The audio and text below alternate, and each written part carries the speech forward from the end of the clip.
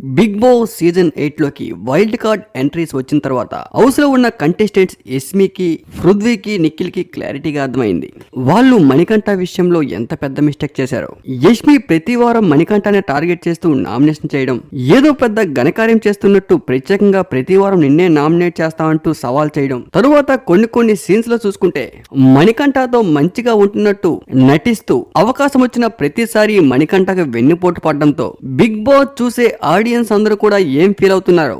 Big boss house లోకి wild card entries ద్వారా వెళ్లిన కంటెస్టెంట్స్ కూడా అదే ఫీల్ అయ్యారు. దీంతో వైల్డ్ కార్డ్ ఎంట్రీస్ దండయాత్ర యష్మికి ఈ రోజు పీడకలే.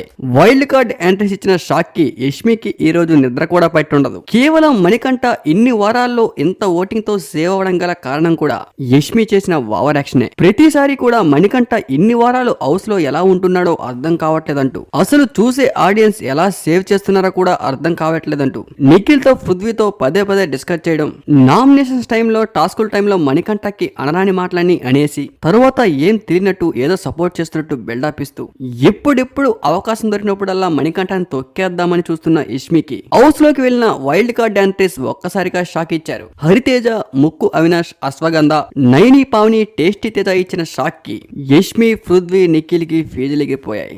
వీళ్ళందరికన్నా పెద్ద షాక్ గంగవ్వ ఇచ్చారు. గంగవ్వ నామినేషన్స్ లో యష్మికి ఇచ్చిన షాక్ కి ఒక్కసారిగా యష్మి ముఖం మాడిపోయింది. ఎందుకంటే అందరూ నామినేషన్ చేయడం ఒక ఎత్తు, కానీ గంగవ్వ నామినేట్ చేసిందంటే ఆ నామినేట్ అయిన వ్యక్తికి కొంచెం పీడగాలని చెప్పుకోవాలి. టేస్టీ తేజ మణికంఠ నామినేట్ చేయగానే ఒక్కసారిగా యష్మి అయిన రియాక్షన్ చూసుకుంటే మణికంఠపై యష్మి ఎంత కక్ష పెట్టుకుందనేది ఇప్పుడు తెలుస్తుంది.